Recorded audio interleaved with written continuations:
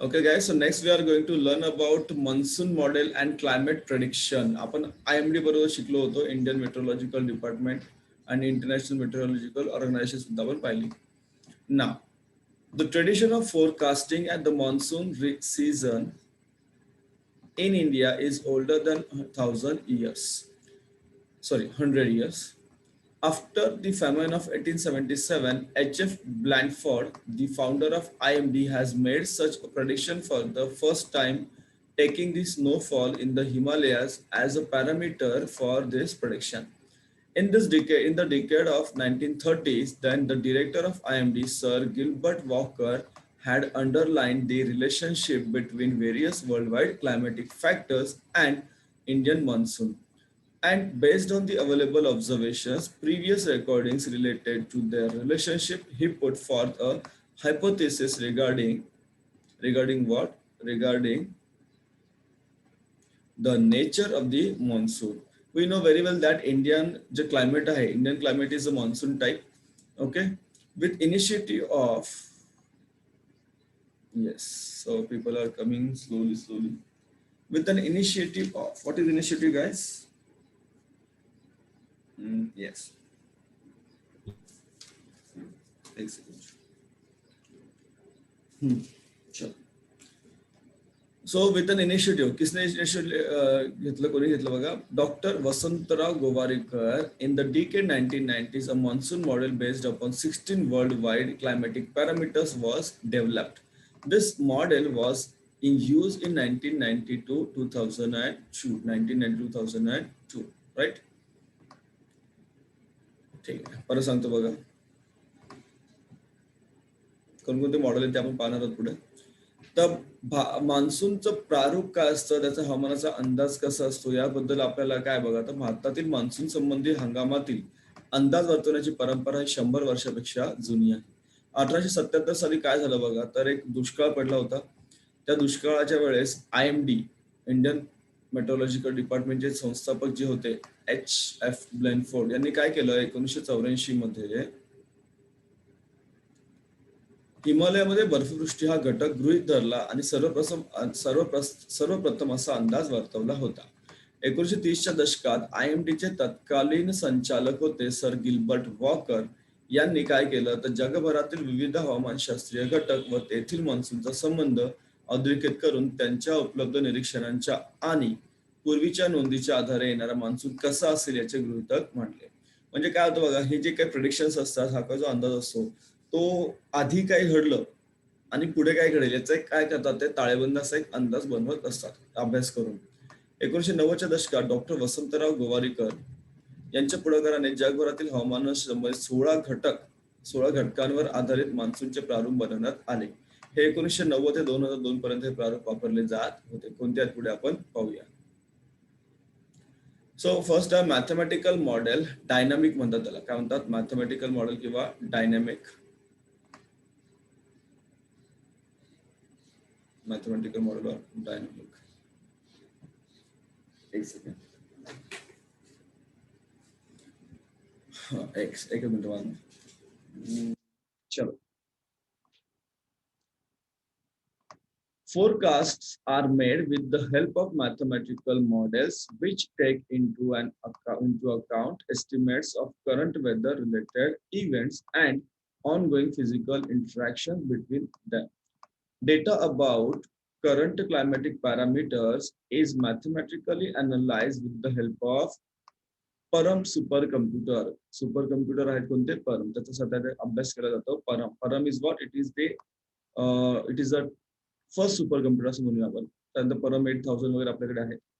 Various mathematical models based upon daily geographic events are developed by supercomputer technology. They are developed by supercomputer technology. परत सांगतो बघा कोणतं model आहे ते. तर आपण म्हणूया गणितीय किंवा सांख्यिकीय प्रारूप डायनॅमिक गणितीय मॉडेल. यात काय करतात बघा नीट लक्ष द्या. तर हवामानातील चालू घडामोडी आणि त्यांच्यामध्ये सुरू असणाऱ्या भौतिक प्रक्रियांचा अंदाज घेऊन संख्यात्मक प्रारूपांद्वारे अंदाज वर्तवण्यात येतो. हवामानाची चालू निरीक्षणे वापरून परम संगणकाच्या सहाय्याने गणिती प्रक्रिया केल्या जातात. परम हे काय तर सुपर कम्प्युटर आहे आपल्या भारताचं. गणितीय प्रकारात मोडणारी प्रारूपे दैनंदिन भौगोलिक घडामोडीवर आधारित महासंगणकीय तंत्राने मांडली जातात. दुसरं प्रारूप आपल्याला पाहायचं आहे कोणतं बघा, होलिस्टिक मॉडेल. कोणतं? Holistic model. या मॉडेलमध्ये काय होतं, in this model predictions are based upon those parameters used in other models which have the greatest effect on the monsoon. Nowadays, predictions are declared by IMD are the collective outcome of various models. This is called holistic model.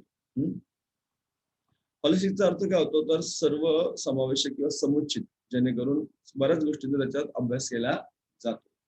तर अनेक प्रारूप वापरली जातात. अनेक प्रारूपांमध्ये वापरण्यात आलेल्या ज्या घटकांचा मान्सूनवर प्रभाव जास्त आहे अशा घटकांना गृहीत धरून एक अंदाज तयार करता येतो. त्याला IMD तर्फे अंदाज जो असतो तो याच प्रकारचे प्रारूपांचे एकत्रित फलित याला समुचित प्रारूप असे म्हणतात.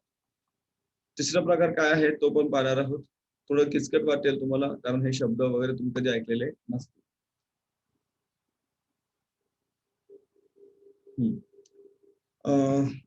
नेक्स्ट तुम्हाला मॉडेल आहे statistical model. In this model, current climatic observations in a region are compared with earlier parameters such as oceanic temperature, atmospheric pressure, and nature of monsoon rainfall of several years. This data is comparatively analyzed by statistical methods and predictions are made about the monsoon in the present condition. Get it? हे एक model आपलं पाहिलं statistical model. त्यामुळे आपण सांख्यिकी प्रारूप model म्हणजे प्रारूप.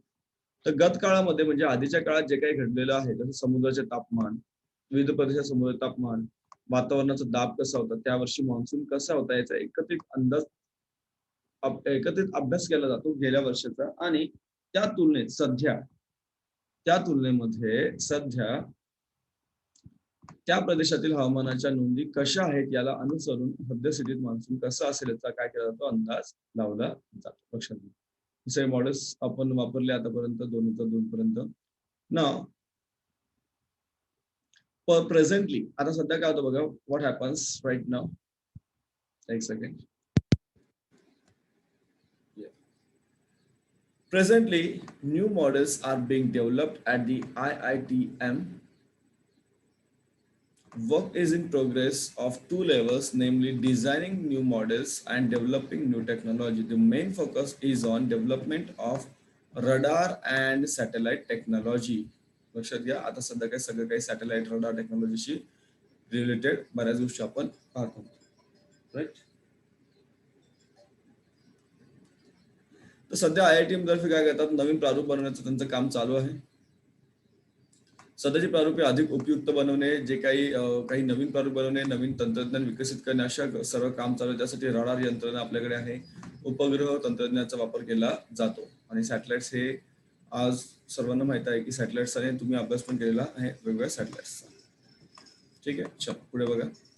Always remember, any meteorological model depends upon the interrelationship between the parameters used in that model and result expected from it. However, as these interrelationships with in reference to ocean atmospherics are never constant. लक्षात घ्या. बरंच वेळा असं होतं की अंदाज बांधले जातात, परंतु ते अंदाज प्रत्येक वेळेस जसे तसे खरे होतील असं नाही. Meteorological models need to be change continuous. लक्षात, त्यांना नेहमीच बदल त्यामध्ये आपल्याला आणावा लागत असतो. राईट. कारण कधी कधी काय होतं की हवामान खात्याने काही गोष्टी सांगितल्या आणि मग लोक म्हणतात अरे हवामान खात्याने हे सांगितलं पण तसं झालं नाही. तर तसं नसतं ते, त्यामध्ये अनेक फॅक्टर्स असतात. तर कोणतेही हवामानशास्त्रीय प्रारूप आहेत त्या वापरण्यात येणाऱ्या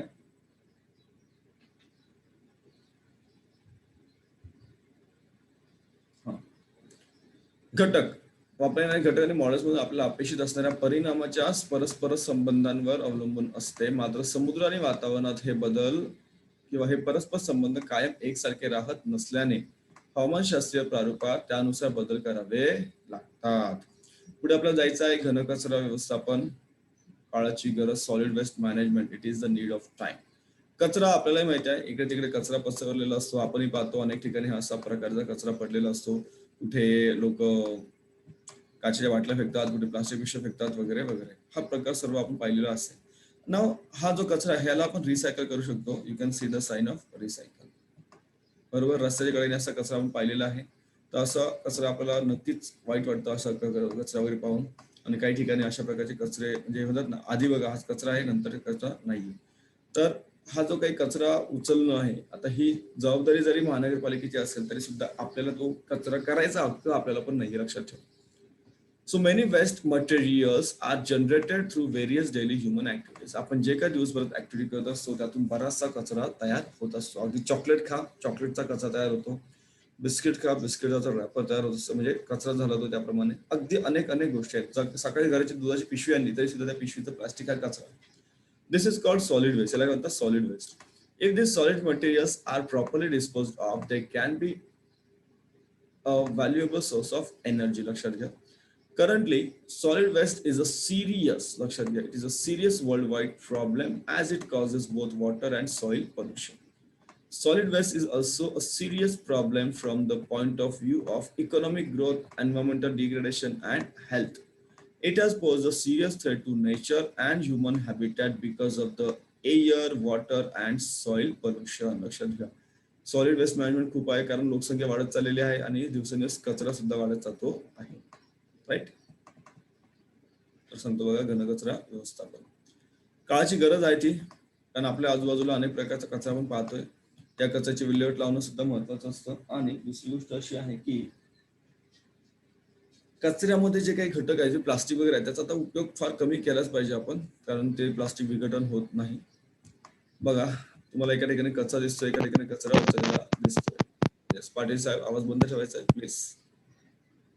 म्यूट करा आवाज, नाही तर मी माझ्यातून आवाज म्यूट करून टाका सगळ्यांना प्लीज.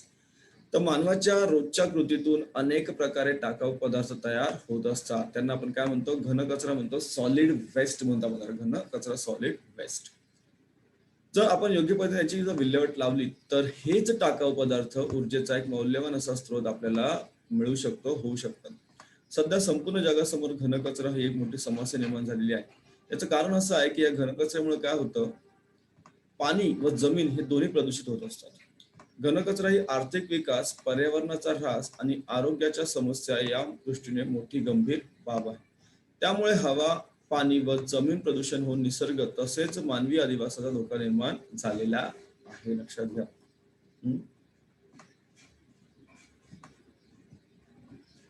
कचरा किती तयार होतो, कुठे तयार होतो, दिलं बघा पुढे, परत सांगतो तुम्हाला.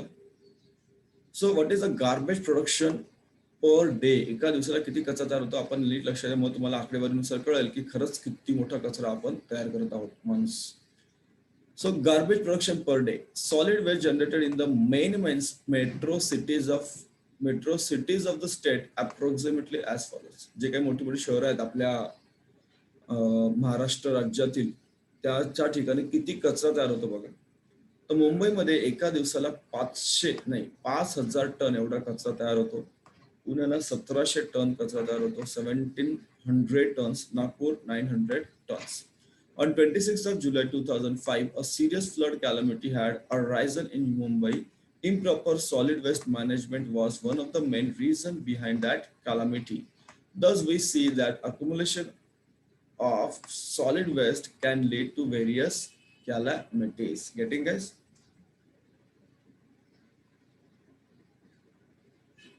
Okay.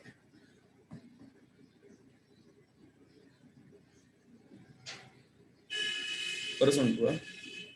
राज्यातील जे काही प्रमुख महानगर आहेत त्यामध्ये कचरा कोणता कोणता निर्माण होतो बघा कसा.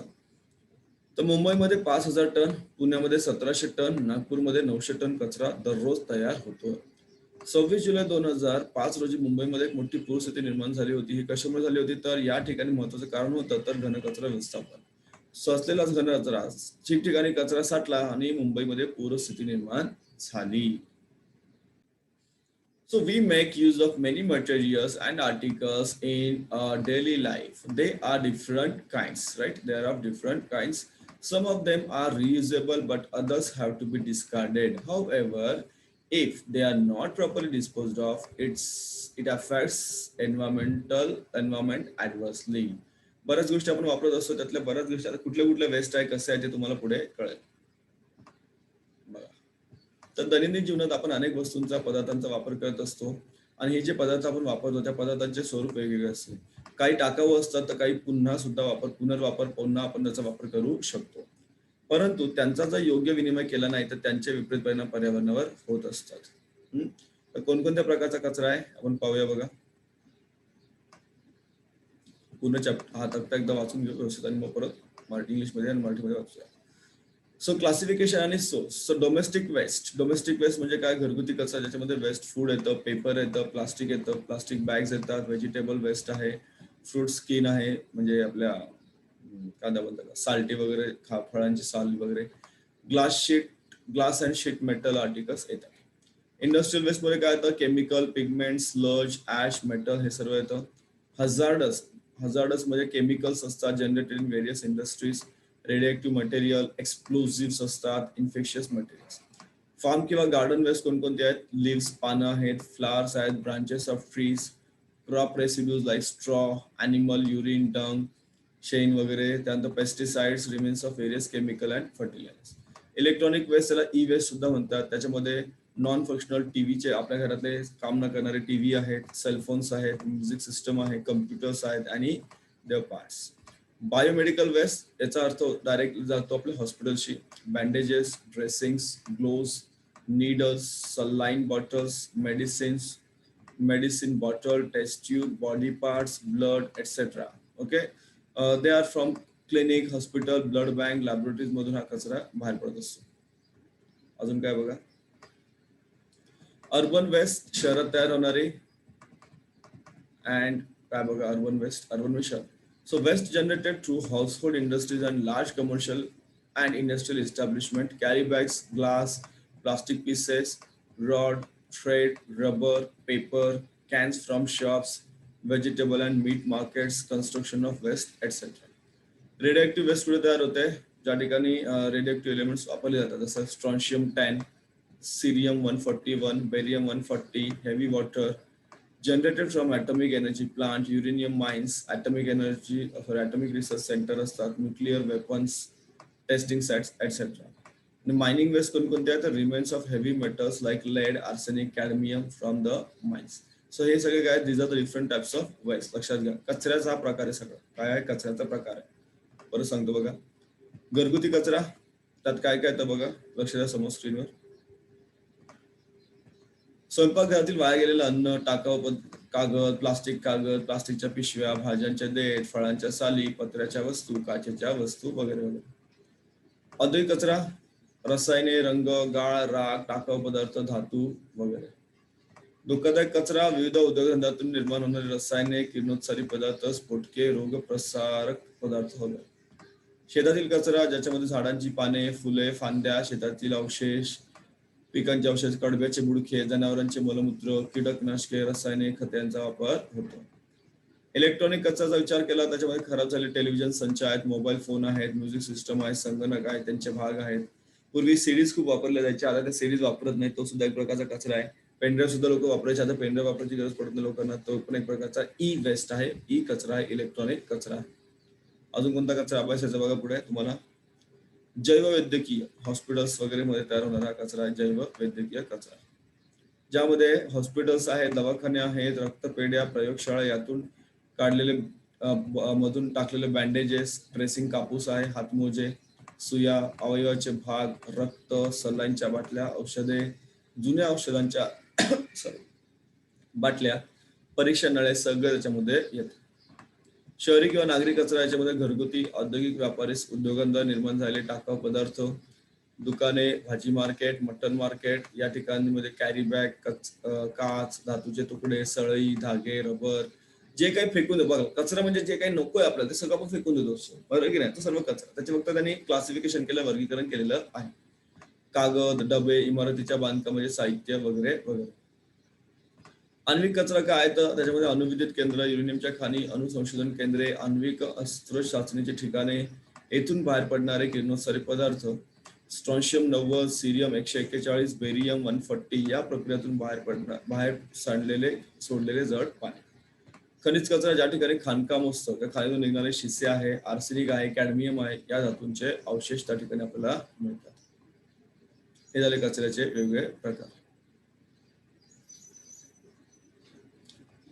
ना गो हेड गाईस, पुढे जाऊया. I hope everyone is present except Om and Sai. Aarti आहे बेटा, Aarti. Aarti, yes, Aarti has come. Om Sai आले सगळ्यात सुरुवातीला आणि गायब झाले मध्येच. Anyways they will come. Problem आहे सी नेटवर्कचे. ना व्हॉट इज बायोडिग्रेडेबल वेस्ट. लक्षात या, सगळ्यांना माहित आहे biodegradable waste and non biodegradable waste खूप महत्वाचा पार्ट आहे. अँड हा सध्या म्हणतात ना चर्चेचा विषय आहे सध्या या आपल्या सॉलिड वेस्ट मॅनेजमेंट मध्ये. So biodegradable means it can be degraded. This type of waste is easily degraded by microbes. It mainly includes kitchen waste, spoiled food, fruits, vegetable, ash, soil, dung, parts of the plants, etc. This waste is mainly of organic type and is called as wet solid waste. त्याला आपण ओला कचरा म्हणतो. काय म्हणतो? ओला कचरा or wet garbage. If it is carefully decomposed, we can get compost and fuel of good quality from it. तर असा कचरा जर आपण नीट फेकला किंवा तो जमा केला, व्यवस्थित डिकम्पोज केला, we can get a fuel. Okay, आपल्याला चांगल्या प्रकारचं फ्युएल मिळू शकतं त्याच्यामधून. इवन दी कंपोस्ट, खत. Such biofuel projects have been started in many cities, right? So, परत सांगतो. आपल्याला माहिती आहे की आपल्याकडे जे कचरा गोळा करणारी गाडी येते ते ओला कचरा, सुका कचरा वेगवेगळा गोळा करते आणि त्याचं जे काही सेपरेशन आहे ते आपल्याला सगळ्यांना सांगतात की तुम्ही ओला कचरा वेगळा ठेवा, सुका कचरा वेगळा ठेवा. त्याच्या कारण ओला कचरा पटकन विघटन होतं त्याचं, बघा ज्याला विघटनशील कचरा म्हणतो आपण. यामध्ये विघटन सूक्ष्मजीवांमार्फत सहज होत असतं. त्यामध्ये घरातला जो कचरा आहे, कोणता खराब अन्न, फळे, भाज्या, माती, शेण, राख, झाडांचे भाग यांचा समावेश होतो. हा कचरा मुख्यतः सेंद्रिय प्रकारचा असतो. कसा असतो हा? सेंद्रिय प्रकारचा कचरा आपल्याला पाहायला मिळतो.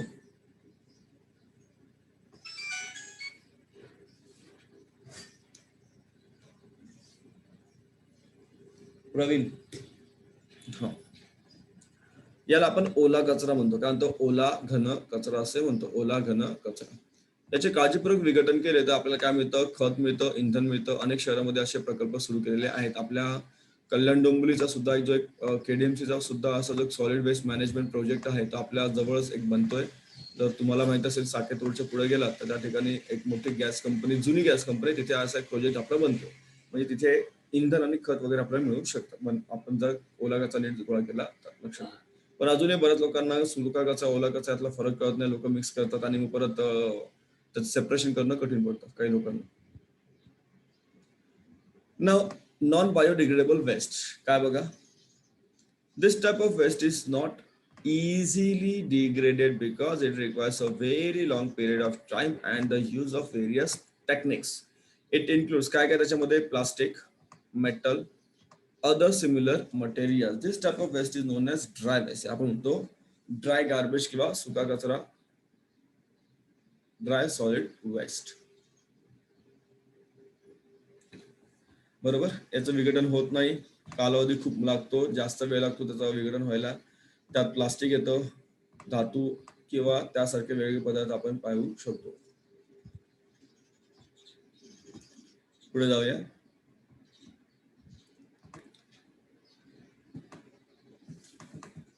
तुम्हाला तुमच्या घरातली लिस्ट बनवायची आहे, कोणता कचरा डिग्रेडेबल आहे, कोणता नाहीये, कोणता सुका कचरा आहे, कोणता ओला कचरा वगैरे वगैरे वगैरे. ना आता याचा काय होतं बघा. What is the effect, what is the or what are the harmful effects of solid waste. First आहे effect on biodiversity. Bad odour of waste. कचराचा खूप घाण वास येतो, तुम्हाला माहित आहे. Production of toxic gases, degradation of natural beauty, air pollution, water pollution, soil pollution, spreading of diseases. हे सगळे प्रकार आहेत सॉलिड वेस्ट चे. These are the harmful effect of solid waste. परत सांगतो बघा. सजीवांच्या विविधतेवर परिणाम होतो. कशाचा? घनकचरा. दुष्परिणाम काय? पहिला, सजीवांच्या विविधतेवर परिणाम होत असतो. कचऱ्यापासून दुर्गंधी येत असते, विषारी वायूची निर्मिती होत असते, नैसर्गिक सौंदर्याचा ह्रास होत असतो, प्रदूषण हवेचं होतं, जल प्रदूषण होतं, मातीचं प्रदूषण होतं आणि सगळ्यात महत्वाचं काय जे होऊ नये ते होतं म्हणजे रोग प्रसार हा होत असतो. लक्षात घ्या. So what is the need of solid waste management. What is need, why it is necessary guys. काय गरज काय त्याची? लक्ष द्या. for preventing environmental pollution and to keep surrounding clean, for energy as well as fertilizer production, and through that to generate work and employment opportunities, to reduce the strain on natural resources through treatment of solid waste, to improve the healthy and quality of life, and to maintain the environmental balance. Getting these are some important points we require for the solid waste management sector. Getting just a minute. एक second थांबा. हा थोडासा थोडा आहे, होऊन जाईल आपला, काही प्रॉब्लेम नाहीये. प्रयत्न करूया आपण जेवढं कव्हर करेल तेवढा. येस चलो. काय गरज आपल्याला पर्यावरणीय व्यवस्थापनाची किंवा सॉरी कचरा व्यवस्थापनाची काय आवश्यकता आहे? तर पहिलं म्हणजे पर्यावरण प्रदूषण रोखू शकतो आपण, परिसर स्वच्छ ठेवू शकतो, ऊर्जा निर्मिती खत निर्मिती होते, त्यातून रोजगार निर्मिती होते, कामाच्या संधी लोकांना मिळतात, घनकचरा प्रक्रियेद्वारे नैसर्गिक संसाधन ताण कमी होत असतो, आणि आपले आरोग्य आपले संरक्षण आरोग्याचे संरक्षण होतं, जीवनाची गुणवत्ता सुधारते, पर्यावरणाचं संतुलन सुद्धा राखलं जातं. या सर्व गोष्टी महत्वाच्या आपल्याला आहेत.